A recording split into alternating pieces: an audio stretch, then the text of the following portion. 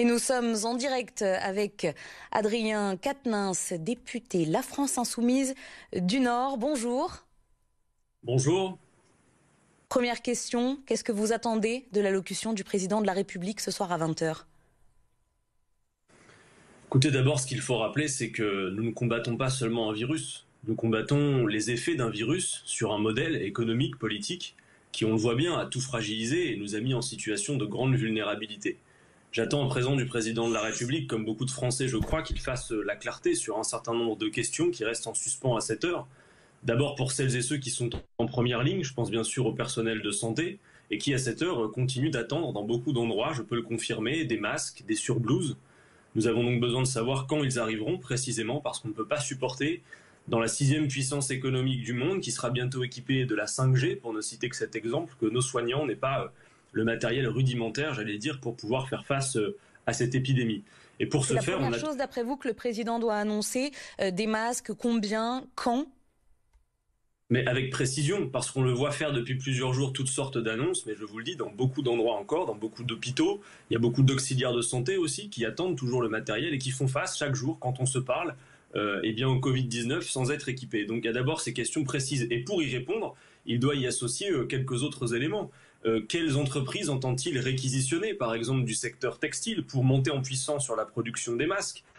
Quelles entreprises compte-t-il nationaliser? Je pense à plusieurs entreprises que nous avons citées, qui apparaissent dans la période comme absolument nécessaires si nous sommes dans une économie de guerre, puisque le chef de l'État prétend que nous serions en guerre.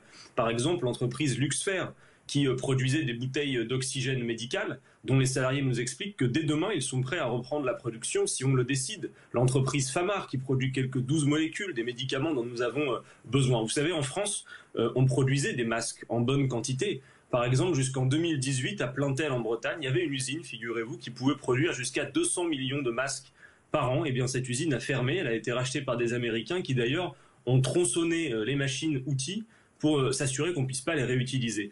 Donc on voit bien en quelque sorte que... Confinement, Adrien Quatennens, député La France Insoumise du Nord, le confinement, d'après vous, il doit être prolongé? Si oui, de combien de temps? Le confinement, c'est la méthode qui permet de faire face pour éviter en tout cas que nos hôpitaux soient encore plus engorgés qu'ils ne le sont déjà. Le président de la République, a priori, a l'intention d'annoncer sa prolongation. Moi, je l'adjure de faire en sorte de nous donner une vision à plus long terme. Je crois que les Français supporteraient mal qu'ils reviennent devant nous tous les 15 jours pour nous annoncer un prolongement 15 jours après 15 jours. Il faut un calendrier précis, il faut qu'on sache où l'on va, c'est ce que vous nous dites.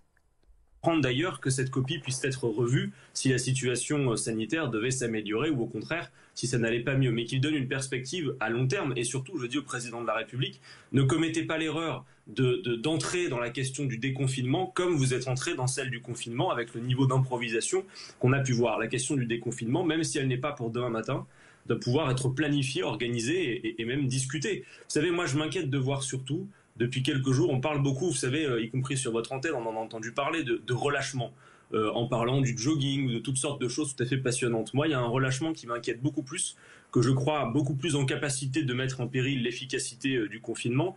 C'est le relâchement dans les secteurs professionnels non indispensables qui reprennent l'activité sans offrir à leurs salariés les moyens de protection essentiels. Emmanuel Macron Toyota qui veut reprendre l'activité à partir du 21 avril, par exemple, ça vous semble être une mauvaise idée en plein confinement? Entendu, quelle entreprise vous avez dit? Toyota à Onnaing, qui a annoncé à ses salariés vendredi qu'elle comptait reprendre progressivement le travail à partir du 21 avril. La CGT a immédiatement voté contre. Les autres syndicats doivent se prononcer demain matin. D'après vous, c'est une hérésie? Je ne suis pas certain que dans la période, la priorité soit à la production de bagnoles. Voilà, je le dis clairement. Par contre, que Toyota, par exemple, puisse être une entreprise qui contribue à revoir sa ligne de production pour produire des respirateurs, ça oui, ça m'intéresse beaucoup. Mais voyez-vous, sur le confinement, Emmanuel Macron doit faire ce qu'ont fait nos amis italiens il n'y a pas très longtemps. On nous dit que sur l'épidémie, nous gravitons à peu près à 10 jours de décalage par rapport aux Italiens. Il y a 10 jours de ça, les Italiens ont annoncé que les secteurs non indispensables de la vie économique, non pas qu'ils soient inutiles, mais qu'ils puissent être jugés comme non indispensables dans la période, puissent respecter la règle de confinement. Je crois que c'est extrêmement important que cette liste de secteurs essentiels soit établie. Emmanuel Macron, jusque-là, l'a refusé. Par contre, il a choisi d'augmenter dans certains secteurs la durée de travail de manière considérable, de permettre que soient pris en main les congés payés des salariés, les jours de repos. Bref, il faut de la clarté et éviter ce deux poids deux mesures.